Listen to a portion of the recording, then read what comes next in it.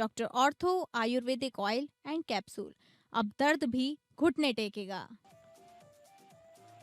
उत्तराखंड भाजपा प्रदेश कार्यालय में मनाया गया 77वां गणतंत्र दिवस। सीएम धामी ने फहराया तिरंगा। सीएम ने प्रदेशवासियों को गणतंत्र दिवस की दी शुभकामनाएं। उत्तराखंड विधानसभा में गणतंत्र दिवस का जश्न। विधानसभा अध्यक्ष रितु खंडारी ने किया ध्वजारोहण। अध्यक्ष रितु खंडारी ने कर्मियों को संविधान के प्रति निष्ठा की दिलाई शपथ। सचिवालय में गणतंत्र दिवस कार्यक्रम का आयोजन। मुख्य सचिव ने फहराया तिरंगा। अधिकारियों और कर्मचारियों से ईमानदारी और पारदर्शिता से काम करने की अपील। संविधान के प्रति जिम्मेदारी निभाने का दिया संदेश। बद्रीनाथ केदारनाथ मंदिर समिति ने श्री बद्रीनाथ केदारनाथ धाम और अपने अधीनस्थ मंदिरों में गैर हिंदुओं के प्रवेश पर प्रतिबंध लगाने का लिया निर्णय। बीकेटीसी अध्यक्ष ने धार्मिक और सांस्कृतिक परंपराओं की रक्षा के लिए बताया जरूरी।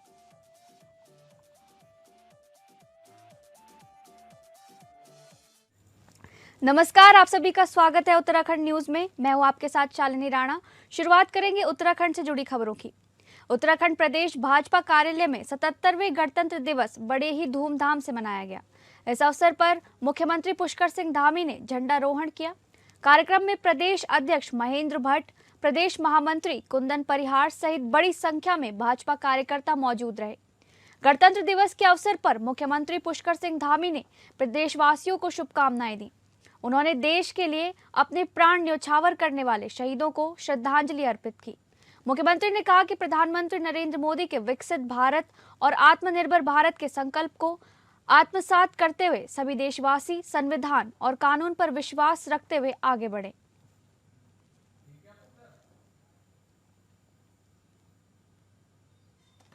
मैं सबसे पहले तो गणतंत्र दिवस के अवसर पर सभी को बहुत बधाई देता हूँ, शुभकामनाएं देता हूँ।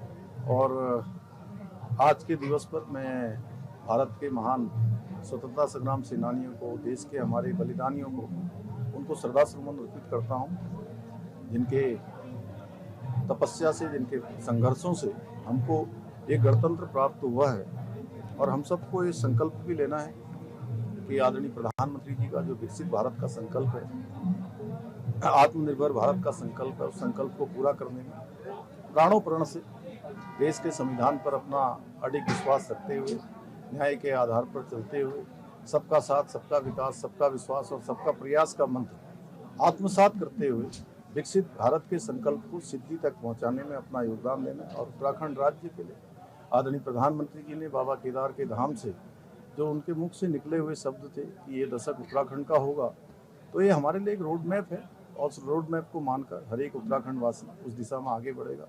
उत्तराखंड को बनाने में भी यहाँ हमारे उत्तराखंड राज्य के बलिदानियों का, आंदोलनकारियों का बहुत बड़ा अपना एक तपस्या रही है, उनका आंदोलन रहा है।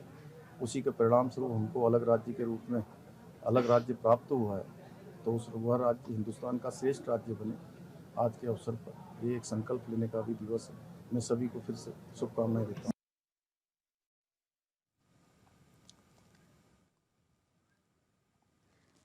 मुख्यमंत्री पुष्कर सिंह धामी ने गणतंत्र दिवस के अवसर पर भाजपा कार्यालय में ध्वजारोहण किया। उत्तराखंड प्रदेश भाजपा कार्यालय में 77वें गणतंत्र दिवस पर बड़े ही धूमधाम से मनाया गया। इस अवसर पर मुख्यमंत्री पुष्कर सिंह धामी ने झंडारोहण किया। कार्यक्रम में प्रदेश अध्यक्ष महेंद्र भट्ट, प्रदेश महामंत्री कुंदन परिहार सहित बड़ी संख्या में भाजपा कार्यकर्ता मौजूद रहे। गणतंत्र दिवस के अवसर पर मुख्यमंत्री पुष्कर सिंह धामी ने प्रदेशवासियों को शुभकामनाएं दी। उन्होंने देश के लिए अपने प्राण न्यौछावर करने वाले शहीदों को श्रद्धांजलि अर्पित की। मुख्यमंत्री ने कहा कि प्रधानमंत्री नरेंद्र मोदी के विकसित भारत और आत्मनिर्भर भारत के संकल्प को आत्मसात करते हुए सभी देशवासी संविधान और कानून पर विश्वास रखते हुए आगे बढ़े।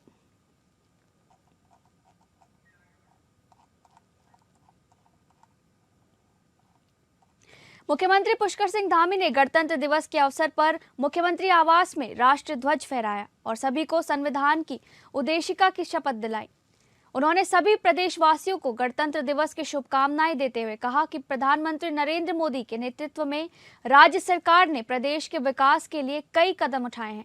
उन्होंने कहा कि राज्य सरकार ने जनसेवा को सर्वोच्च प्राथमिकता दी है और जन जन की सरकार, जन जन के द्वार कार्यक्रम संचालित किए जा रहे हैं। मुख्यमंत्री ने समान नागरिक संहिता लागू करने और देवभूमि उत्तराखंड के मूल स्वरूप को बनाए रखने के लिए प्रभावी कदम उठाने की बात कही। मुख्यमंत्री ने कहा कि 1 साल पहले 27 जनवरी को उन्होंने यूसीसी लागू किया था, जो राज्य के लिए एक महत्वपूर्ण कदम है। उन्होंने उद्योगों को बढ़ावा देने और निवेशकों को आकर्षित करने के लिए नीतिगत सुधारों की भी जानकारी दी। मुख्यमंत्री ने सभी प्रदेशवासियों से विकसित उत्तराखंड के निर्माण और एक भारत श्रेष्ठ भारत और आत्मनिर्भर भारत के महाअभियान में सक्रिय योगदान देने का आह्वान किया। उन्होंने प्रधानमंत्री नरेंद्र मोदी के विकसित भारत के संकल्प को भी दोहराया और कहा कि राज्य सरकार इस दिशा में काम कर रही है। हमारे प्रधानमंत्री श्री नरेंद्र मोदी जी के नेतृत्व में हमारे संकल्प को पूरा करने के लिए हमको अपना आशीर्वाद दिया था और उत्तराखंड के अंदर पहली बार एक मिथक तोड़ा था, एक नई परिपाटी बनाई, एक नया इतिहास बनाया कि लगातार सरकार में आकर सेवा करने का हमें अवसर प्रदान किया और हमने अपने वचन को निभाया। 1 साल पहले 27 जनवरी 2025 को राज्य के अंदर हमारा सभी के लिए एक समान कानून, समान नागरिक संहिता का कानून लागू हो गया। तमाम भ्रांतियां, तमाम प्रकार की अफवाहें, तमाम संदेह लोगों के बीच में पैदा करने का प्रयास उस समय हुआ था, लेकिन 1 साल लागू होने के बाद सभी संदेह, सभी भ्रम दूर हुए हैं। ये चाहे वो महिला शक्ति के सशक्तिकरण का हो, उनकी सुरक्षा का हो, या हर एक को सुरक्षा देने का हो, उनके भविष्य का निर्धारण करना हो, बच्चों के लिए हो, सब प्रकार से समान नागरिक संहिता आज जन जन की संहिता बनती जा रही है।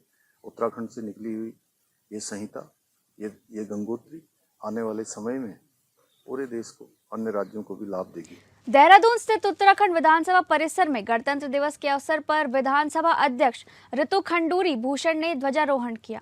इस दौरान पूरे विधानसभा परिसर में देशभक्ति का माहौल देखने को मिला और कार्यक्रम गरिमामय तरीके से संपन्न हुआ।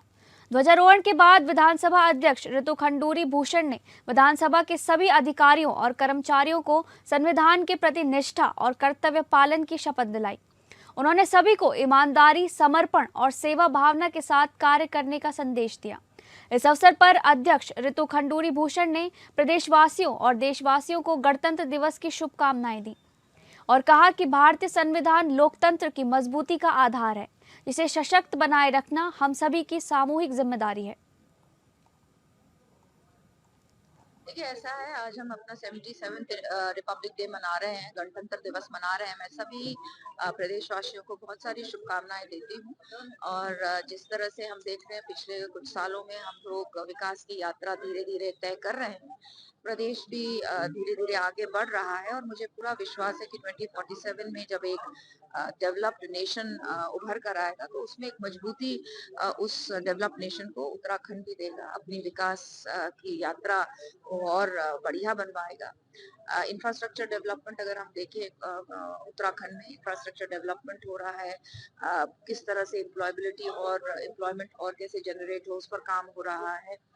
टूरिज्म को कैसे और अच्छा किया जाए, सशक्त किया जाए, कंफर्टेबल किया जाए, उस पर विचार हो रहा है। नए नए आयाम टूरिज्म में खोजे जा रहे हैं। तो इसलिए मुझे लगता है कि हम लोग जो चाहते हैं उत्तराखंड एक विकसित, सशक्त, सुदृढ़, स्वस्थ, शिक्षित प्रदेश बन के उभरे, वो बढ़ता हुआ मुझे नजर आ रहा है।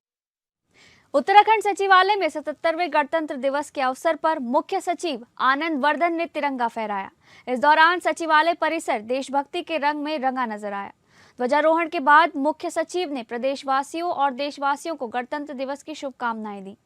इस मौके पर मुख्य सचिव आनंद वर्धन ने सचिवालय के सभी अधिकारियों और कर्मचारियों से ईमानदारी, सच्चाई और निष्ठा के साथ अपने कर्तव्यों के निर्वहन की अपील की। उन्होंने कहा कि गणतंत्र दिवस हमें भारतीय संविधान के प्रति हमारी जिम्मेदारियों और दायित्वों की याद दिलाता है। मुख्य सचिव ने कर्मचारियों से पारदर्शिता और जवाबदेही के साथ कार्य करने पर जोर देते हुए कहा कि प्रदेश और देश के विकास में योगदान देना हम सभी की सामूहिक जिम्मेदारी है। उन्होंने सभी से जनहित को सर्वोपरि रखते हुए कार्य करने का आह्वान किया। समस्त प्रदेशवासियों को मैं 77वें गणतंत्र दिवस की हार्दिक बधाई और शुभकामनाएं देना चाहता हूं और अपने सभी सचिवालय कर्मियों को यह आह्वान करता हूं कि ये संकल्प लें कि जो संविधान ने हमें अपने कर्तव्यों का बोध कराया है उस पर हम खरे उतरें और निष्ठा और मेहनत से अपनी ड्यूटी का निर्वहन करें। और देशवासियों से भी आह्वान करता हूँ कि मिल करके हम पूरा समाज और पूरे प्रशासनिक मशीनरी मिल करके हम इस उत्तराखंड प्रदेश को और नई ऊंचाई पर लेके जाएं। उत्तराखंड के मुख्यमंत्री पुष्कर सिंह धामी ने कहा कि चार धाम यात्रा उत्तराखंड के लिए सिर्फ एक धार्मिक यात्रा नहीं बल्कि राज्य की जीवन रेखा मानी जाती है। ये यात्रा इसलिए भी बेहद खास है क्योंकि इसमें देश दुनिया से सनातन श्रद्धालु और तीर्थ यात्री बड़ी संख्या में उत्तराखंड पहुंचते हैं। सरकार की प्राथमिकता है कि सभी यात्रियों को बेहतर सुविधाएं मिले और उनकी यात्रा बिना किसी बाधा के सुरक्षित रूप से संपन्न हो।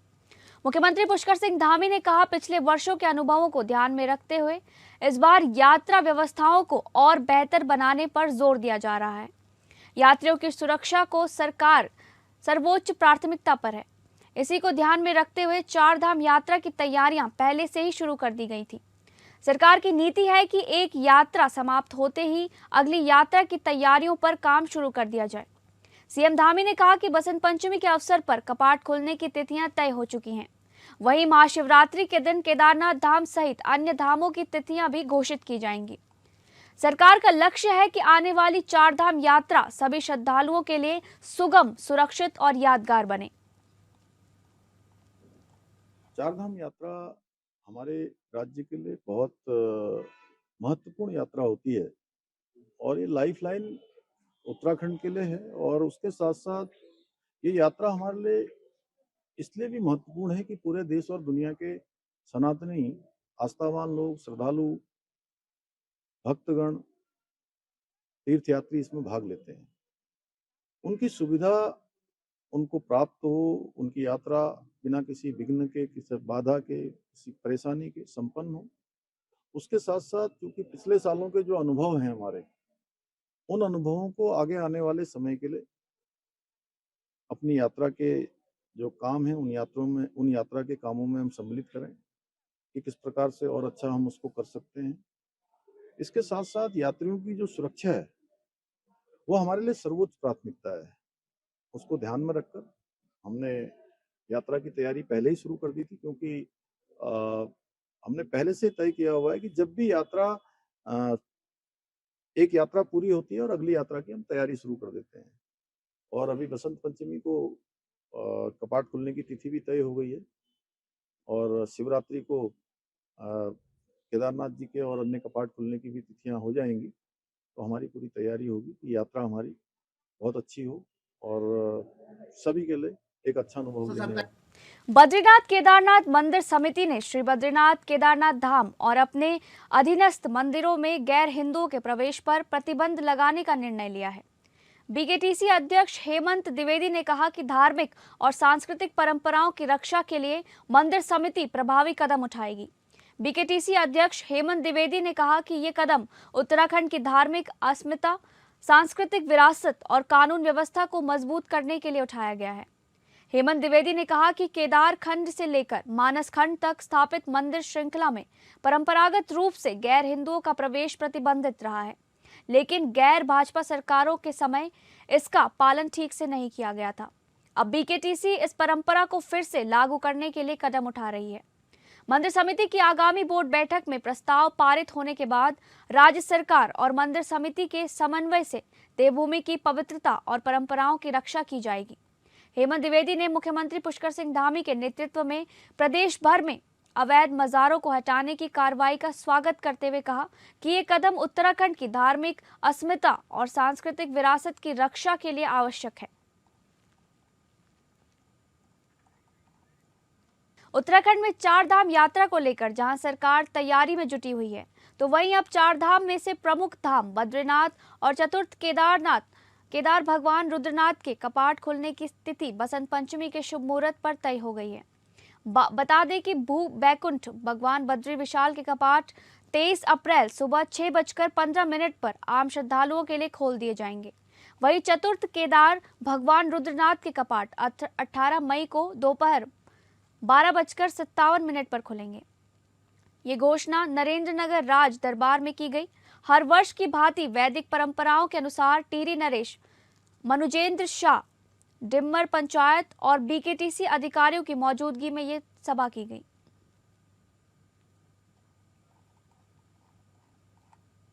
विकासनगर क्षेत्र में मोबाइल लूट की एक सनसनीखेज वारदात सामने आई है, जहां फोन छीनकर भाग रहे 2 चोरों को ग्रामीणों ने मौके पर ही पकड़ने का प्रयास किया, जिसमें एक आरोपी को दबोच लिया गया जबकि दूसरा फरार हो गया।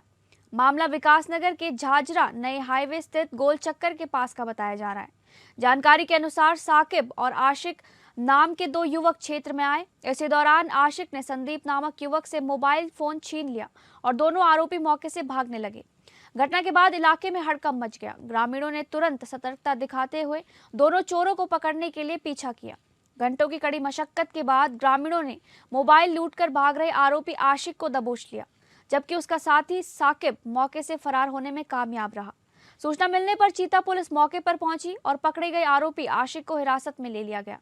पूछताछ में आरोपी ने अपने फरार साथी साकिब के शामिल होने की पुष्टि की। वहीं ग्रामीण सुरेंद्र चमोली का कहना है कि आरोपी चोरी की नीयत से उनके घर में भी घुसा था, लेकिन शोर मचाने के बाद वो भाग निकला। ग्रामीणों की सतर्कता से एक आरोपी पुलिस के हत्थे चढ़ गया। वहीं उसके बाद घटना में इस्तेमाल की गई बाइक को उठाने आए दूसरे चोर को भी ग्रामीणों ने पकड़कर पुलिस को सौंप दिया।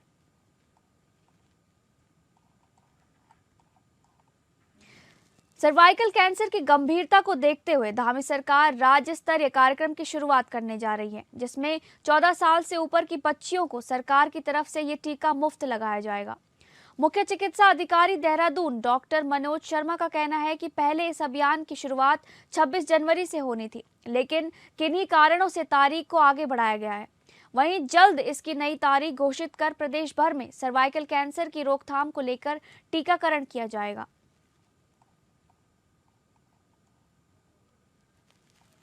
स्टेट गवर्नमेंट की तरफ से डायरेक्शंस आए थे कि 26 जनवरी को जो है वैक्सीन लगाई जानी है, लेकिन बहुत एक्चुअली जल्दी ये डेट दी गई थी, तो तैयारियां भी करनी होती हैं, कई सारी चीज़ें होती हैं, तो अभी शायद 26 को तो नहीं है, लेकिन बहुत जल्दी निकट भविष्य में जो है ये वैक्सीन लगनी है। और ये ह्यूमन पेप्लो वायरस जो है उससे प्रोटेक्शन के लिए लगती है और इसको एक कारण माना जाता है सर्वाइकल कैंसर का। तो अभी जो हमारे पास इंस्ट्रक्शन आए थे उसके अकॉर्डिंग जो वो 14 साल के जो बच्चे हैं जिन्होंने अपना 15वां बर्थडे भी नहीं बनाया है और 14 साल से ऊपर हैं, उनको ये वैक्सीन जो है वो पूरे उसमें लगाई जानी है, स्टेट में लगाई जाए बच्चे महिला लड़कियों। पर्यावरण विधि अनिल जोशी की मुश्किलें लगातार बढ़ती जा रही हैं। पहले तमाम गैर राजनीतिक संगठनों ने अंकिता भंडारी मामले में अनिल जोशी की एंट्री पर सवाल खड़े किए। वहीं अब अधिवक्ता विकेश नेगी ने बड़ा आरोप लगाते हुए पर्यावरण संरक्षण की आड़ में अनिल जोशी पर साल के जंगल पर कब्जा करने की बात कही है। साथ ही पद्मश्री डॉक्टर अनिल जोशी सहित अन्य को 2011 में दिए गए पट्टे को रद्द करने की भी मांग उठाई है, जिसका शिकायती पत्र मुख्य सचिव राजस्व विभाग और जिलाधिकारी देहरादून को भी भेजा गया है।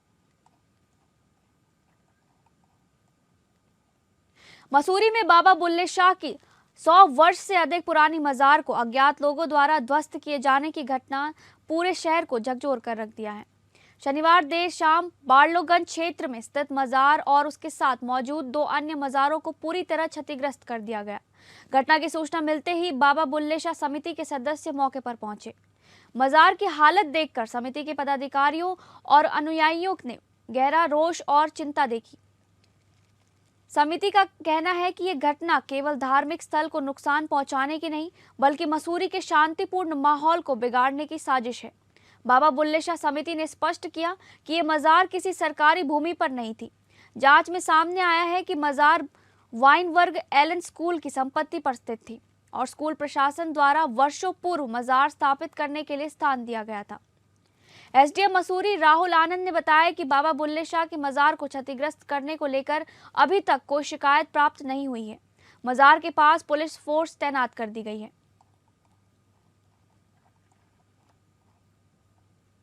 उत्तराखंड के कई इलाकों में इस समय भारी बर्फबारी हो रही है, जिसकी वजह से जनजीवन अस्त व्यस्त हो गया है।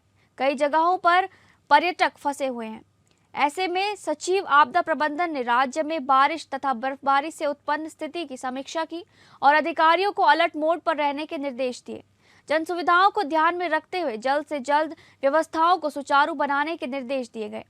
सचिव आपदा प्रबंधन ने कहा कि बर्फबारी से प्रभावित मार्गों को प्राथमिकता के आधार पर सुचारू किया जाए। वहीं मौसम की प्रतिकूल परिस्थितियों को देखते हुए आवश्यक यात्रा से बचने की सलाह दी गई।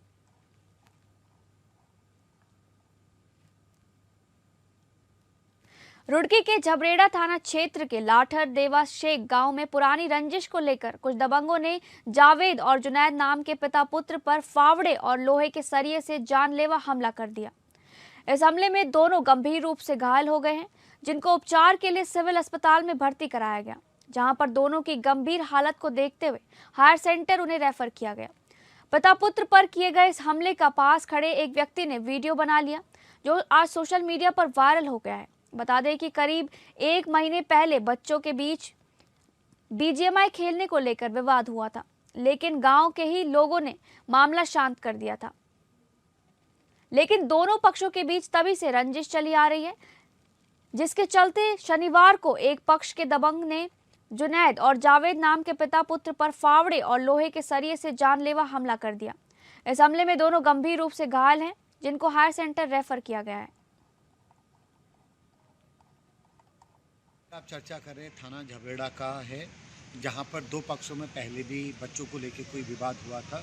तो आज पुनः उसमें झगड़ा हुआ और एक पक्ष के लोग वो फावड़े और डंडे लेकर के दूसरे को पीट रहे हैं। तो पुलिस ने उसमें मुकदमा दर्ज कर लिया है। पीड़ित अभी आउट ऑफ डेंजर है और उसका ट्रीटमेंट चल रहा है। बाकी उन सब की हम अरेस्टिंग जल्दी से जल्दी सुनिश्चित। फिलहाल उत्तराखंड न्यूज में बस इतना ही। नमस्कार।